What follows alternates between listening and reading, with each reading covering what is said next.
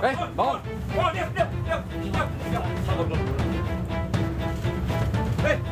Tim Satuan Reskrim Polres Metro Jakarta Utara menangkap 3 pelaku begal di kamar kontrakannya di kawasan Tanah Merah, Koja, Jakarta Utara. Ketiga pelaku SPR 20 tahun, YPI 19 tahun, dan A 20 tahun ini selalu beraksi di kawasan Jakarta Utara dengan modus mengincar pengendara motor dengan menghalangi kendaraan korban. Bahkan ketiga pelaku tidak segan melukai korban yang melawan. Kasat Reskrim Polres Metro Jakarta Utara AKBP Iverson Manosoh mengatakan pelaku telah beraksi di 15 lokasi. Pelaku menggunakan hasil curian sebagian untuk beli narkoba. Aksi pencurian dengan kekerasan menggunakan senjata tajam ini, ya sebagian mereka belikan narkoba, sabu, ya, digunakan oleh ketiga pelaku. Beberapa korban ya, mengalami kekerasan senjata tajam. Ada yang dibacok punggungnya, lengan, badan, tangan, dan kaki. Ya, bagi korban yang menurut pelaku melawan, ya, salah satu dari pelaku yang membacok korban ini akan melakukan kekerasan senjata tajam. Dari tangan pelaku, polisi mengamankan 1 buah handphone, senjata tajam, dan sepeda motor. Ketiganya dijerat pasal 365 tentang pencurian dengan kekerasan. Dari Jakarta, Sofyan Firdaus, iNews melaporkan. Proses evakuasi sopir dan kondektur truk pengangkut pasir yang mengalami kecelakaan beruntun di Jalan Raya Serang Cilegon ini berlangsung dramatis. Benturan keras mengakibatkan tubuh sopir dan kondektur truk terjepit bodi mobil yang ringsek. Tim Basarnas gabungan memerlukan waktu 2 jam untuk mengevakuasi korban. 3 kendaraan yang terlibat dalam kecelakaan ini yakni truk pengangkut pasir, mobil kapsul pengangkut semen, dan sepeda motor. Sopir, kondektur, dan pengendara sepeda motor mengalami luka parah, sementara sopir mobil kapsul melarikan diri usai kejadian. Kendaraan pengangkut pasir ini bergerak dari arah Cilegon menuju Serang. Setibanya di TKP, ya entah ngantuk atau seperti apa sehingga terjadilah tabrakan yang mengakibatkan. Alhamdulillah tim SAR gabungan berhasil mengevakuasi 2 korban, supir dan kernek, dan sekarang posisi dibawa ke rumah sakit RSUD Serang.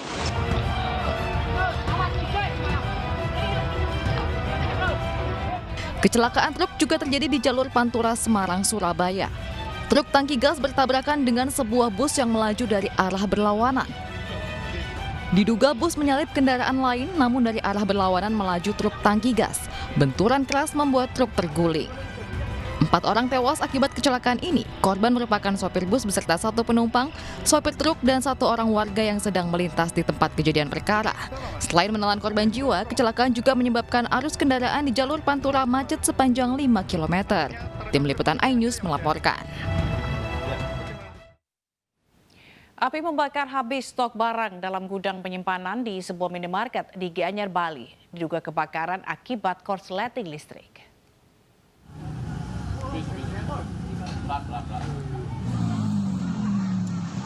Sebuah minimarket terbakar di Jalan Raya Astina Selatan, Kabupaten Gianyar, Bali, Jumat siang. Api diduga berasal dari dalam gedung penyimpanan barang dan terus membesar hingga membakar habis barang-barang yang disimpan di dalam gudang.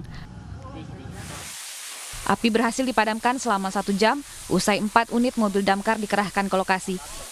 Tidak ada korban jiwa dalam peristiwa ini.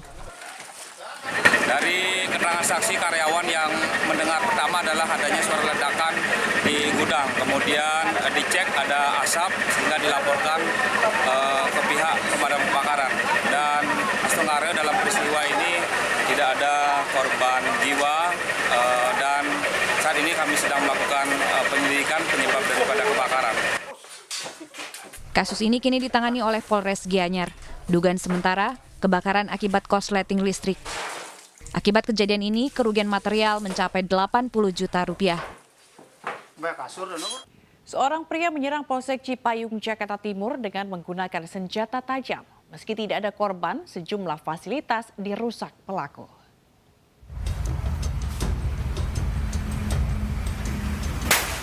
Dari video amatir merekam upaya anggota Polsek Cipayung saat meringkus seorang pria tak dikenal yang berupaya melakukan penyerangan.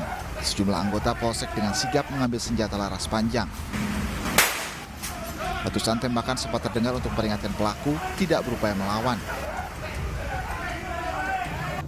Pasca penyerangan, pengamanan Polsek diperketat. Sementara itu, Kapolsek Cipayung Kompol Gusti Sudawa menjelaskan pelaku datang ke Polsek seorang diri menggunakan sepeda motor, langsung masuk sambil mengumpat tugas yang berjaga. Tiba-tiba pelaku mengeluarkan 2 bilah parang dan melakukan perusakan terhadap mobil patroli yang sedang terparkir. Tak hanya itu, sejumlah kaca di SPK juga pecah akibat dipukul menggunakan senjata tajam. Mereka langsung mengeluarkan sajam 2 bilah parang besar. Mereka langsung teriak-teriak di sana, teriak-teriak mengancam petugas.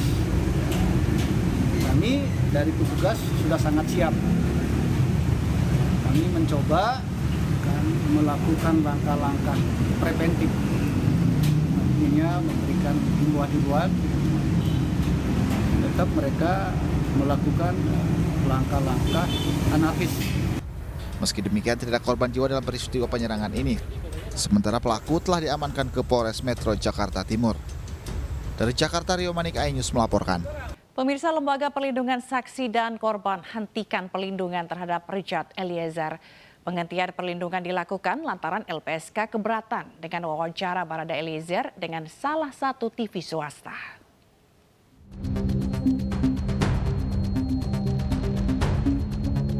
Lembaga Perlindungan Saksi dan Korban atau LPSK menghentikan perlindungan kepada Richard Eliezer Pudihang Lumiu. Penghentian perlindungan terhadap Eliezer ini lantaran Eliezer melakukan sesi wawancara dengan salah satu stasiun TV swasta tanpa persetujuan LPSK. LPSK merasa keberatan dengan sesi wawancara yang ditayangkan karena tidak ada pengajuan permohonan ke pihak LPSK. Sehingga LPSK mencabut perlindungan atas Eliezer dalam bentuk perlindungan fisik. Namun penghentian perlindungan LPSK tidak mengurangi hak narapidana Eliezer sebagai justice kolaborator. Sehubungan telah terjadinya komunikasi pihak lain dengan saudara RE untuk melakukan wawancara yang akan ditayangkan dalam program salah satu stasiun TV tanpa persetujuan LPSK, maka hal tersebut telah bertentangan dengan pasal 30 ayat 2 huruf C Undang-Undang Nomor 13 Tahun 2006 tentang perlindungan saksi dan korban, serta perjanjian perlindungan dan pernyataan kesediaan yang telah ditandatangani oleh saudara RE.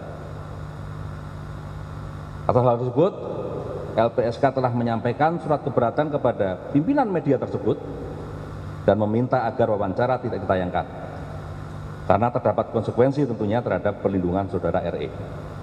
Menetapkan terdakwa sebagai saksi pelaku yang bekerja sama atau justice kolaborator. Diketahui Barada Eliezer diberi perlindungan oleh LPSK karena statusnya sebagai justice kolaborator dalam kasus pembunuhan Brigadir Yosua. Dengan status tersebut, Eliezer mendapat keringanan hukuman dalam putusan hakim, sehingga hanya mendapat hukuman 1 tahun 6 bulan penjara. Selama 1 tahun dan 6 bulan. Sementara kuasa hukum Richard Eliezer, Roni Talapesi, menyayangkan adanya masalah teknis koordinasi di internal LPSK yang menghilangkan hak kliennya. Ia berharap LPSK tetap menjamin hak-hak Eliezer sesuai dengan amanat undang-undang terhadap seseorang yang terlindungi. Sehingga tidak benar yang seperti tadi yang kita dengarkan bersama bahwa LPSK tidak diberitahukan. Jadi saya punya dokumentasinya semua secara lengkap dan jelas. Ada surat juga tembusan kepada kami. Dan poin ketiga yang tadi saya sampaikan bahwa semua prosedur sudah dijalankan oleh pihak media yang mewawancarai. Tadi ya saya sampaikan bahwa saya mengkonfirmasi langsung dan menelpon kepada LPSK. Dan LPSK sampaikan silakan. Nah, ini poin penting adalah kalau ada teknis koordinasi soal di internal LPSK, saya kira ini tidak perlu sampai harus merugikan Eliezer. Ini kan masalah komunikasi antar pimpinan LPSK. Kemudian saya sampaikan pada poin 4, ini perlu kita sampaikan bahwa Richard Eliezer dan keluarga tidak keberatan karena tema yang diminta oleh pihak adalah tentang nilai-nilai kehidupan, kejujuran, penyesalan, dan pertobatan. Aktor Amar Zoni kembali ditangkap polisi karena memakai narkoba. Sebelumnya 2017 lalu, Amar Zoni juga terjerat kasus narkoba karena mengkonsumsi ganja. Amar Zoni ditangkap di rumahnya di kawasan Sentul, Jawa Barat dengan barang bukti sabu seberat lebih dari 1 gram. Sebelum menangkap Amar, polisi lebih dulu menangkap sopir Amar Zoni saat membawa pesanan sabu untuk Amar Zoni. Hingga kini Amar Zoni masih menjalani pemeriksaan di Polres Metro Jakarta Selatan. Di mana ini kali kedua Amar Zoni terjerat kasus narkoba. Sebelumnya tahun 2017 lalu Amar Zoni juga ditangkap dengan barang bukti ganja seberat 39,1 gram. Ia mengaku menggunakan narkoba karena sulit tidur. Penangkapan 1 orang, kemudian kita mengembangkan, lanjut itu terakhir kita mengamankan atas nama AZ. Barang bukti yang disita? Barang bukti adalah sabu-sabu. Dugaannya tindak kriminal narkotika ini? Iya. Untuk pasalnya disangkakan 112, kemudian junto 127 KUHP.